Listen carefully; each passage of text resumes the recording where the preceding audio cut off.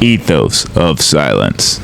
A veteran podcast aims to amplify the voices of veterans, creating a safe space for authentic conversations about their experiences, challenges, and triumphs. We seek to break the stigma surrounding mental health and foster community support, resilience, and understanding. Through storytelling, expert insights, and candid discussions, we strive to inspire healing, promote awareness, and empower veterans on their journeys. Welcome. Yeah, we can jump in that and see where it takes us. Ain't no problem with that. Birthright citizenship, huh? So, like, the country was founded forever ago, and it was founded by all these people who flooded out of England, right? And then, obviously, I don't know when we decided to make the president had to be a naturally born citizen, which is cool. Do you think we're getting to a point in the country where you have to be X number of generations of a citizen to be able to run for being a president or something? Or it mostly pertained, birthright citizenship mostly pertained to the 14th Amendment is what they're arguing. And what it was supposed to be for was for slaves that were already here. I think to a degree we've already, and nowadays we've exceeded that.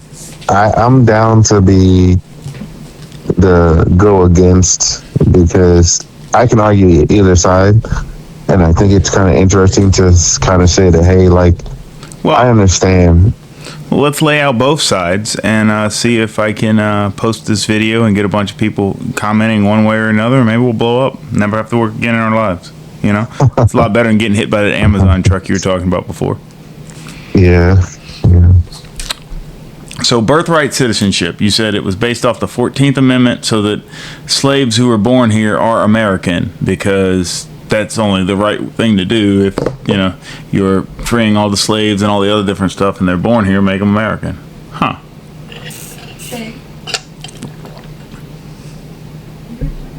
Well, hold on. Let me, because now you're going to give me 2 seconds to respond to this, because I got to let them know that I'm about to do this podcast and I'm about to tear your ass up in this debate. Oh, it's not a debate, man. I'm not on one side or the other of the facts, but I'm definitely ready to hear you. Yeah, okay, give me a second. I'm definitely ready to hear you.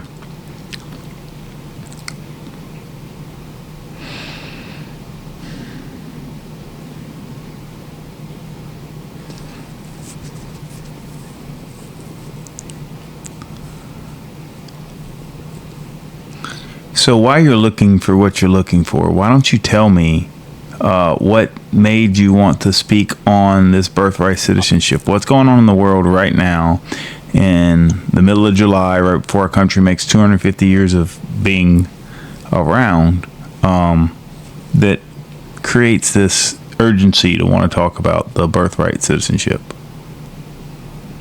Well, just to be honest,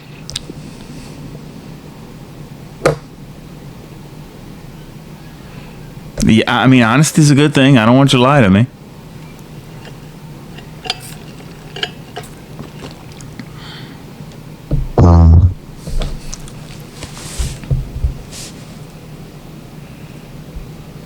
Okay, so first and foremost, I believe there is a limit to goodwill and good intent. I understand that we were founded on the ideas of bring me your sick, tired, poor, hungry, whatever. I understand that. And in the beginning of our nation, before we had, 50 states and we had millions and millions of residents, those open door policies benefited us because obviously we needed numbers. It also benefited us when we wanted to bring in German scientists and all these people that of note, right, to help build our country up. But realistically, we're getting to a point where the cup can only be filled so much, right? And you have the realistic fear of resources, right? We're just depleting our resources. We now have situations where, especially in inner cities and in rural communities, we can't provide breakfast to children in elementary schools. We can't provide housing in certain situations to veterans, right? A lot of our resources are getting eaten up by, and I'm not just saying immigrants individually. I want to preface this by saying that I am always for the downtrodden and the underprivileged, and I want to help people. But I also believe that you can drown trying to save everyone else. Yeah, definitely. So I'm at a point where I'm looking around and I'm realizing that there are great ideas for programs for veterans, and I think that's kind of what I want to tie into. And when we can't do the things for those that have fought for our country, because a lot of our funding is being spent elsewhere. That maybe doesn't, and I can only say this because it doesn't necessarily affect me, or maybe it doesn't necessarily pertain to me. But some of these programs, that are largely for immigrants or individuals, refugees, stuff like that. They're eating up those valuable funds that could be used for programs for individuals that have sacrificed specifically for this country. I'm not saying that the individuals that are coming across the border or arriving in boats or on planes or trains or whatever do not have some value or of some worth. What I'm saying is, before we would go and hand out food at the soup kitchen, we ate at home first, because it's easier for you to feed others when your belly's already full. So I think we're getting to a point where our belly is no longer full and their belly is no longer full, and we're still trying to feed other people's bellies. I think you're just talking about greed and corruption, man. I think you're talking about the fact that we have become such a greedy nation that we are starting to discriminate on a large basis. And you believe that there should be a way to take this and make it into something that is actually good for the country. So when you wrap your head around it and you think about it, most people who immigrate into this country are not coming here for, and this is my mindset, it's not the mindset, there's very little to no proof behind it, right? I'm going to fight your logic with emotion, and emotion always wins. That's why women always win arguments, is because they argue with emotion and you argue with facts. Facts cannot trump emotion, right? So when you have a country that wants to be the emotional, we're going to save everybody, somebody born here is a birthright citizen, we're going to take care of the family, become in your household, the government's going to be in your household, they're going to pay for XYZ, they're going to pay for a percentage of all your stuff because you fall under Section 8, all this other different things that the government has programs to help take care of people. A lot of Americans are getting mad because they don't qualify, they haven't applied, they didn't know it existed.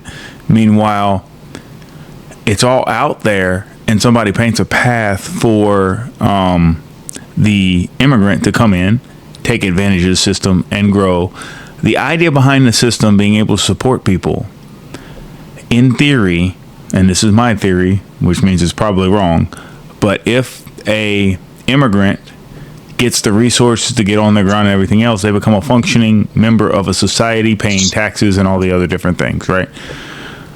That's all well and good. The problem is that they don't just come here to adapt and become Americans. They come here to bring their culture and their values and all the other stuff with them. And if their values clash against what is a core American value, they shouldn't be allowed to be here. And that's my personal preference. But you can't paint a picture for what a core American value actually is. All right. So that's number one. Number two, the resources they're sucking up. Sure, they're sucking up all these resources, and there's not enough houses to go around. As soon as a house goes on the market, it gets bought because there's not enough inventory of stuff out there, right?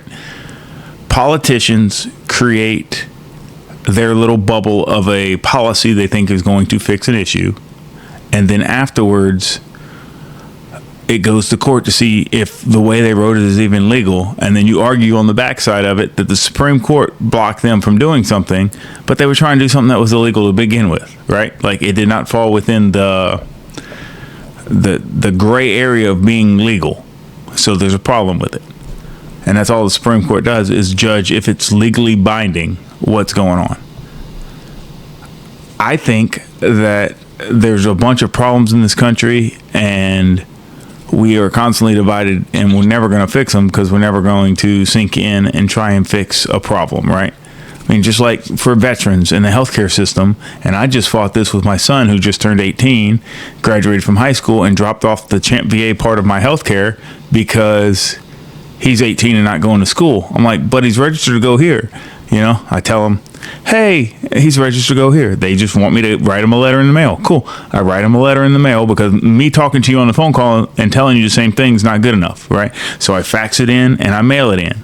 I call them. They got all the information. They say, oh, well, that's not good enough. We actually need this. So then I got to get up with the college and get the registration. They're like, okay, well, you have to pay for his classes before we can lock you into a registration. Awesome.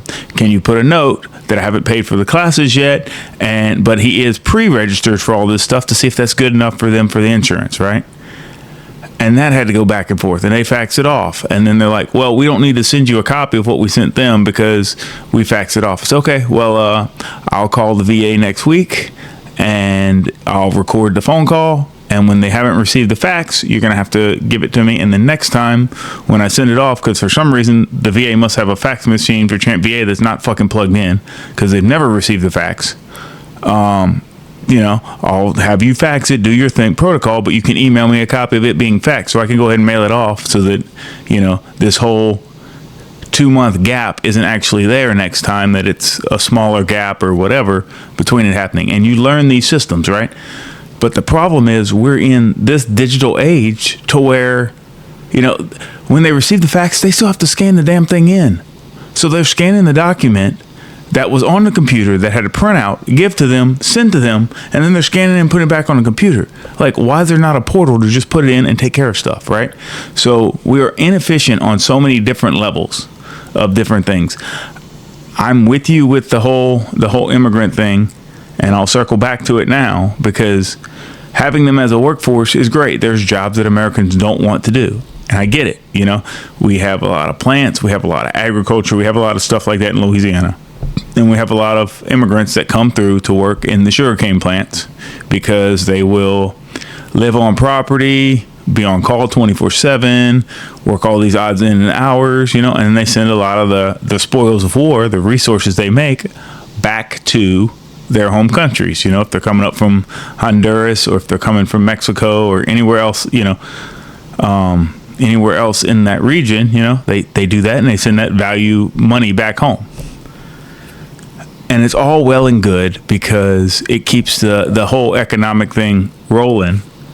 But at some point, you've got to figure out how to do what's best for America. And nobody honestly knows what's best for America. And it's a coin flip because this politician might do one good thing or say they'll do one good thing, but everything else they're not going to accomplish or not even try to accomplish.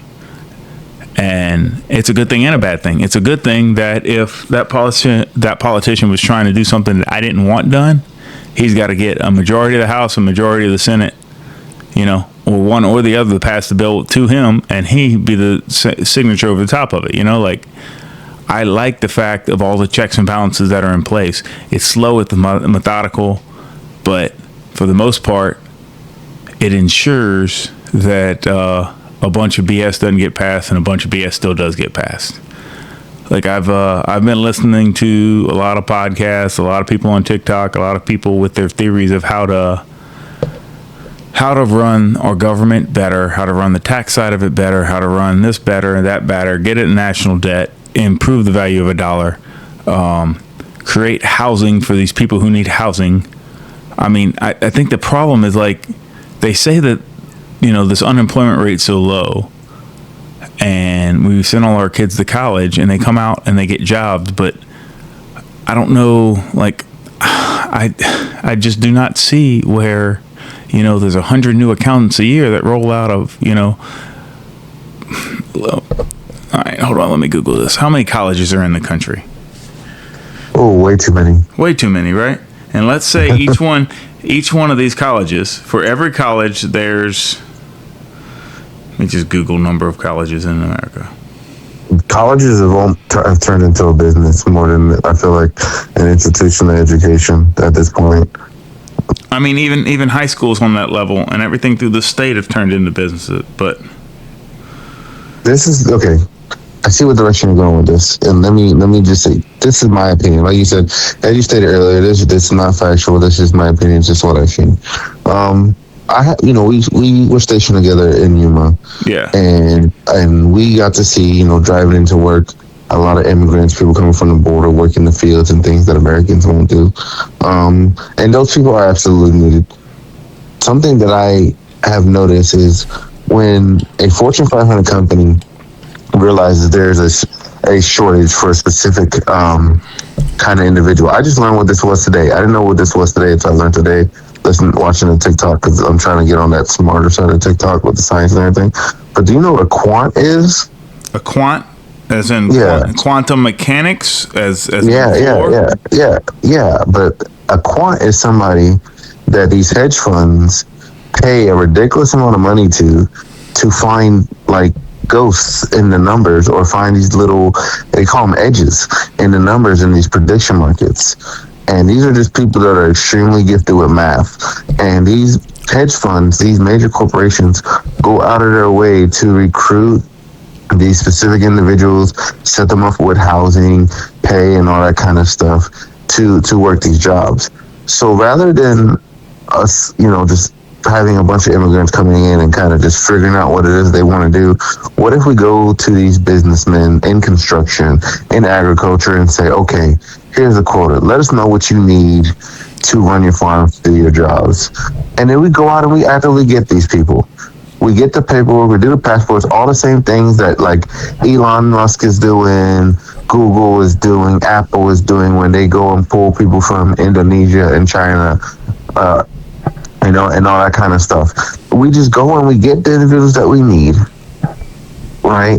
And this, you could do this on a state level. States have understanding that, hey, we have 100 farms.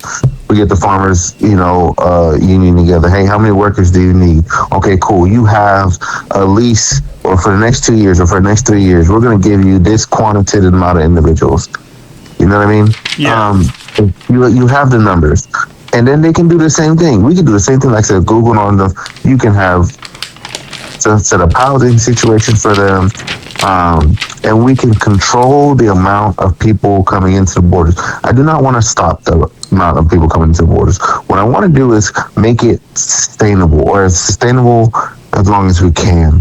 Because, as I stated earlier, my ultimate goal is first and foremost for the individuals that were born here, and even more so for the individuals that served for our country, whether it's 4 years, 20 years, so on and so forth. And there's just not enough cheese to go around to help everyone, and you have to pull.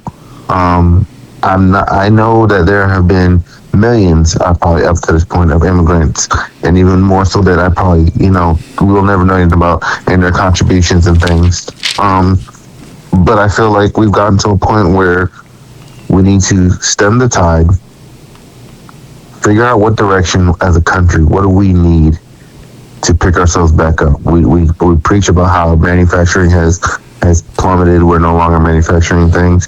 So just like when there was those major industrial programs, that were utilized to kind of get America back up and rolling after the World Wars and stuff like that, and after the Depression and stuff like that, we can do that.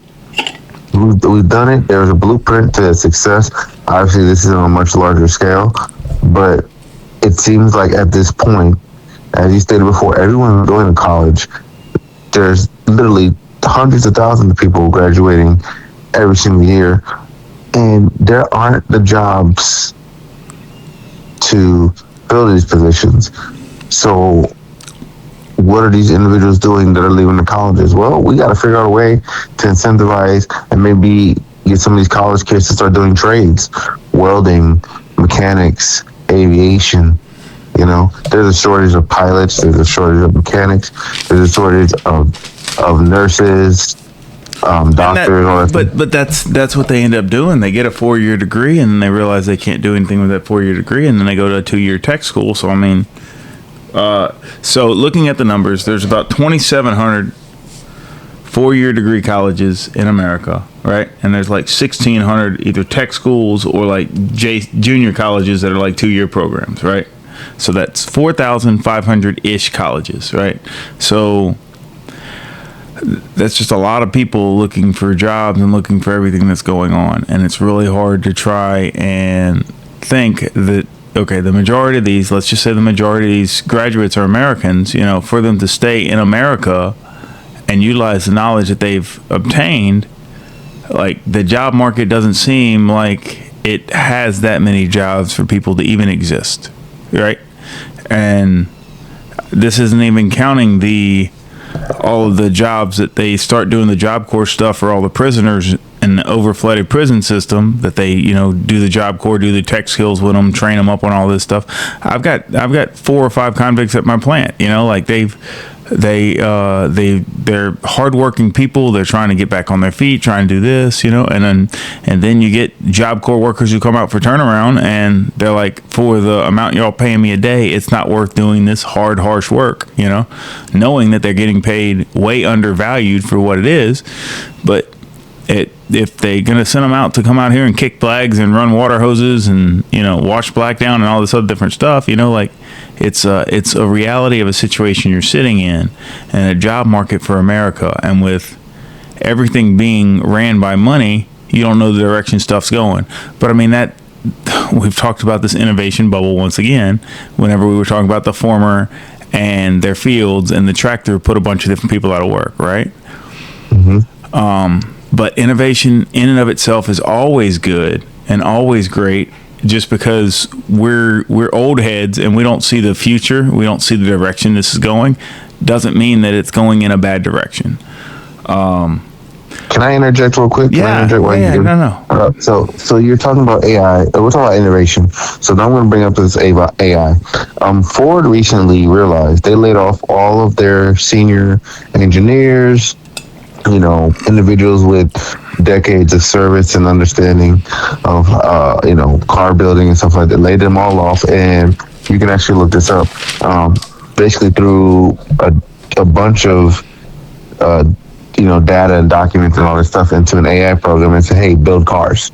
And one of the issues that they're having is this AI, for all of its, you know, innovation and neat and you know, neat new tricks that it does, they're running into problems, and they've had to go back and rehire hundreds of these senior skilled engineers, because while AI is great, innovation is awesome, right?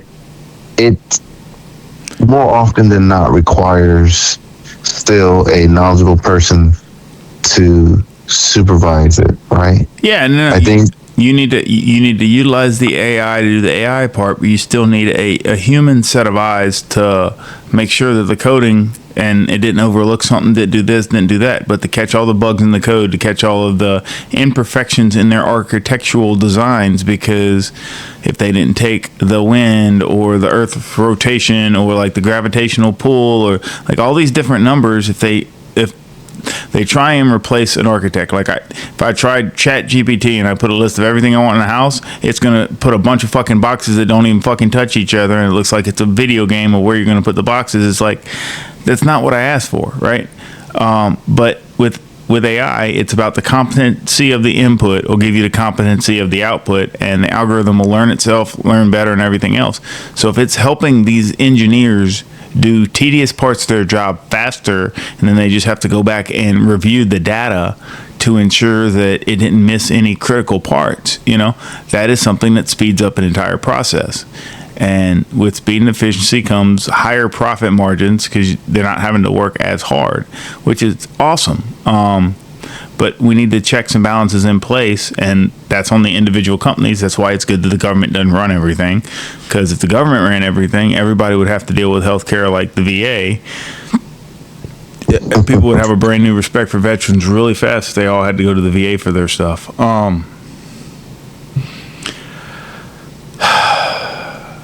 I think the main thing we're getting at, though, is, so you mentioned the AI and then it buying up, like we need the power banks, and you said something about a former one time that AI came in, Meta, and paid them all this money to buy up all their farmland.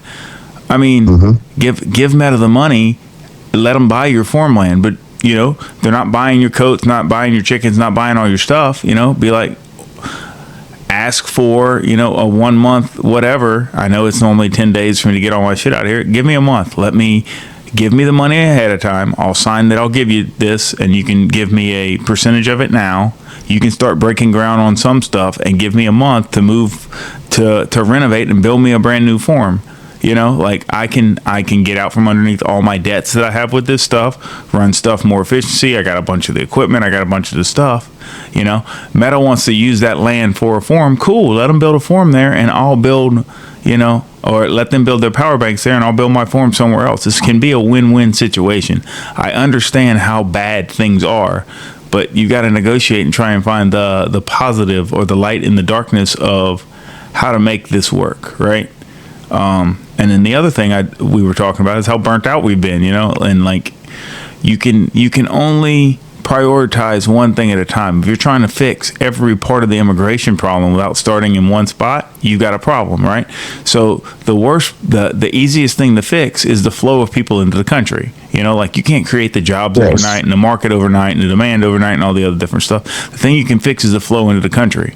How do you fix the flow into the country? Well, now that we're fixing the flow into the country, let's look at all these other issues and which one do we think is the most important, right?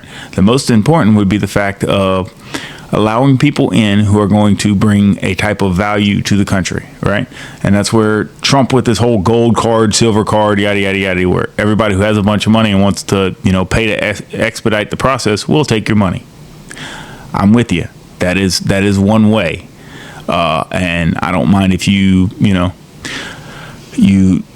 look at all those people and you decide, okay, you're going to add value this way, you're going to add value this way, you're going to add value this way, right?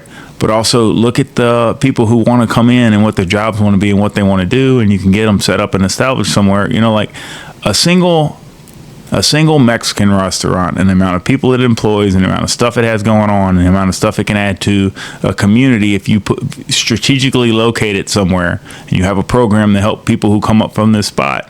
And like, all I want to do is make my home meals and all this other different stuff. Like, I love to cook. I'm going to cook. I'm going to open a restaurant. Like, that's my American dream, is to run a restaurant and be profitable and all these things.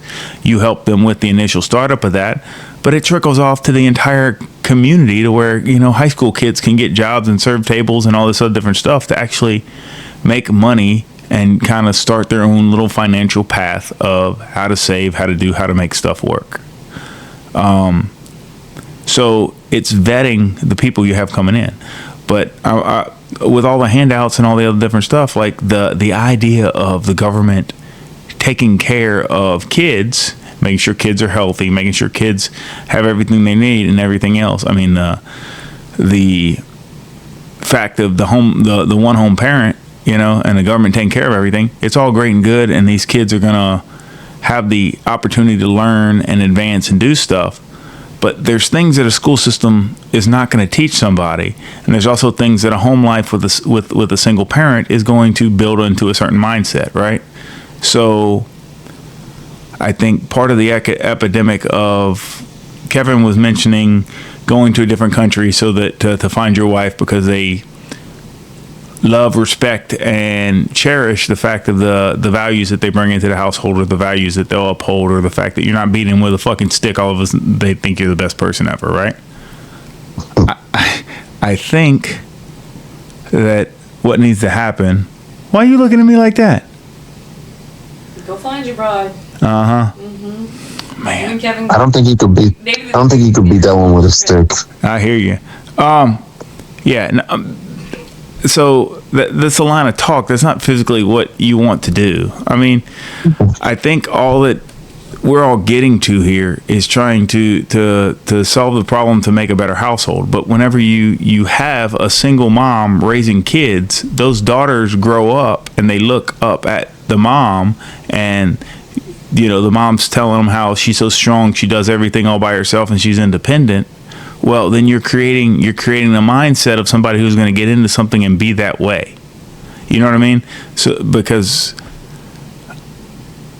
you look at your environment and you either double down on it because you like it, double down on it because you think it's your only option, or you don't want anything to do with it, so you go the complete opposite direction, building your life, building your future, building your careers, and all the other different stuff.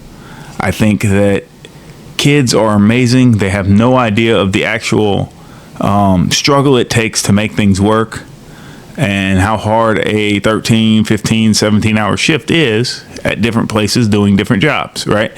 But I think the fact of our kids not being ready to do that stuff means that we've raised them correctly and had them sheltered enough to be able to enjoy being a kid.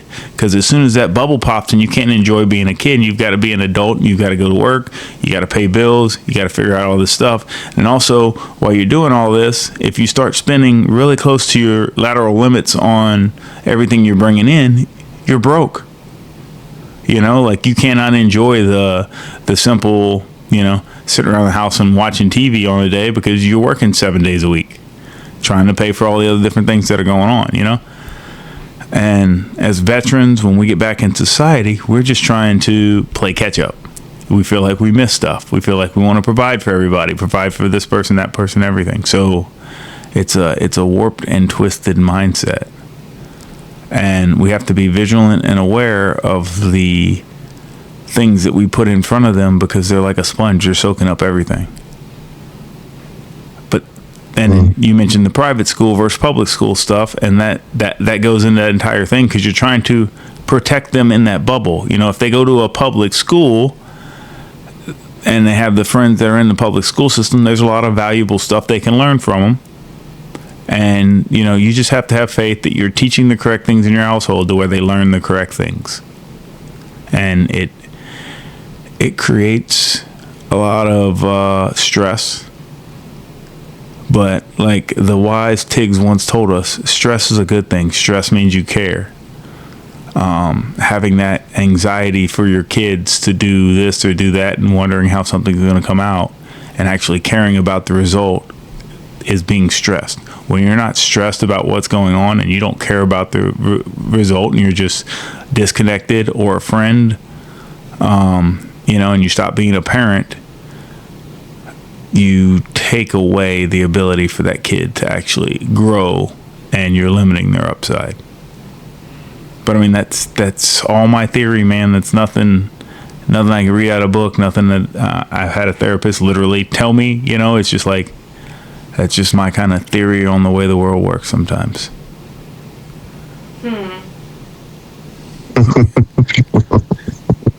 I heard that. That's all right. Peanut gallery. It happens. You're gonna go to sleep at some point in time tonight, right? Like, I don't have to worry about somebody stabbing me or shooting me in my sleep. Good. You just put some more gray hair in my beard. Thank you, brother. I'm not saying that she would. I'm just saying I don't have that to worry. Just careful. Yeah, man. Right. Looking at the upside. Got it. I need you around. Okay, so I want to get back real quick about fixing things. You want to get to what? Get back to that conversation about fixing things. Fixing? Okay. Yeah. Okay, let's start with, let's get rid of this damn two-party system. I think we need to start over. It doesn't work. I think people have gotten to the point where, at the expense of their beliefs and values, they will side with one side or the other. I'm a complicated person, right? When it comes to guns. Hey, Chuck, we are at 35 minutes. We will we'll name that first episode our future, and then we'll go fixing the two-party system will be the next episode, because that should be interesting. Ooh. She said, ooh. All right, Ethos of Silence, and we out. We now have a moment of silent prayer for those still in the battle, for our departed comrades, for those missing in action, and for those held as prisoners of war.